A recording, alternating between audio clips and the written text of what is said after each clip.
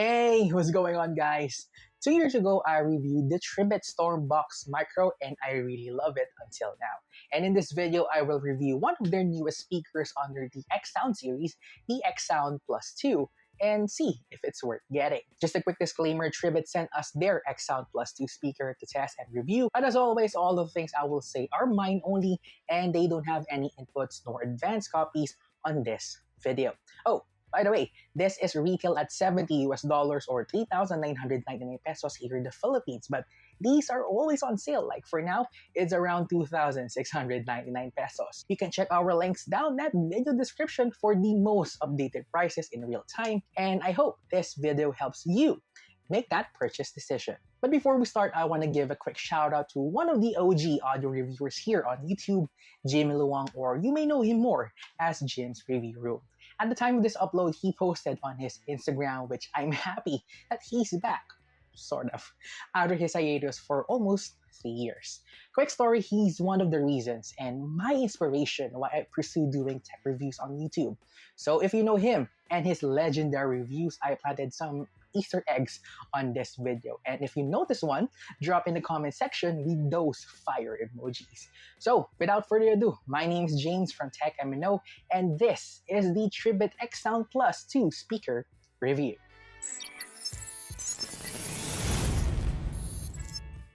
So let's begin with the design of the XSound Plus 2. The back body is made of matte black plastic. It's soft rubber-like finish to it, which is grippy when you're holding it with your hands. There's a front grille, which you can see the two 15-watt drivers, a base radiator in the middle, and on the grille itself is the Tribit logo. In terms of the bottom placements, we will flash up on the screen right now. It's clicky, not so mushy, and there's indicators like LED on some important icons like power, Bluetooth, the EQ, and the link button, which the last two buttons will be tackled later in the video. And finally, there's a mic hole in the middle part of the speaker so you can do speaker calls here. Overall impression of the design, I will say it's good and premium looking when we look at the price. But if I had to nitpick though, I kind of wish there's some color splash to the speaker, like a red or even a blue accent color on the corner of the speaker where the body and the speaker grills meet. It's a missed opportunity here, but I wish they add that on their next release. So moving on to the specs and features of the XSound Plus 2 speaker, like I mentioned earlier, it has two 15-watt drivers, a one base radiator inside. It also weighs 800 grams and 7.8 inches in height. Other dimensions are on your screen right now. It supports Bluetooth 5.3, it has IPX7 water resistance, which you can submerge this speaker into a pool in 1 liter of water for 30 minutes. Also, there's app support that you can download on the Apple App Store or Google Play Store, which we'll talk more about it later. And finally, at the back of the speaker is a flap where you can see the USB-C port or charging the speaker, and a big surprise is an aux jack, which is a rare find on Bluetooth speakers nowadays, which is a big plus for me. In terms of the features on this speaker, it's more than the usual things we see on some budget speakers where the Tribit app integration is the biggest advantage to it. Aside from the three modes that the physical EQ button had here, like X-Bass off, X-Bass on, and audiobook mode, the Tribit app gives you 3 more presets, custom profiles, and an equalizer that's comprehensive based on your taste, alongside the auto shutdown and updates for the speaker itself. Connection-wise, its Bluetooth 5.3 technology is stable all throughout my house every time I use it. I haven't tried to check Tribit's 150 feet connection range claims, but when I tried to bring my phone away with this speaker, the connection was still okay. Another good thing is the multi-device pairing that you can seamlessly transfer the connection of the speaker to different devices.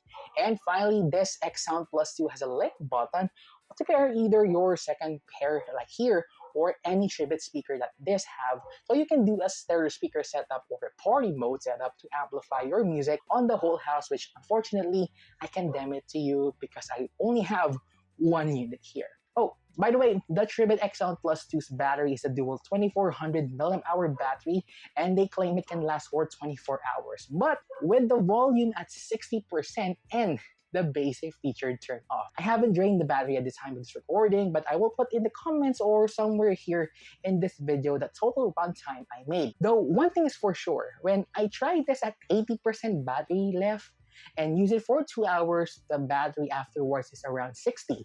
which is a good indicator. Before we go any further, if you enjoy watching this video, don't forget to like and subscribe to our YouTube channel and hit the bell icon so you're notified when a brand new video will come out. And don't forget to follow us on our social media accounts like Facebook, X or Twitter, Instagram, Threads, and TikTok at M.N.O for more content and giveaways that you can check out in the card right above here. And here's the moment you've been waiting for, the speaker test and speaker analysis for the Tribit XSound Plus 2. Just to be transparent with you, I am not an audiophile, so there are some audio and technical things I won't tackle in my review. I also use my Samsung Galaxy S23 Ultra as my paired device and use YouTube Music and Spotify as a streaming service of choice. I will give you some sample speaker tests first to showcase with you the 3 presets on the speaker for your reference. Then after that, I will give you my analysis on the speaker.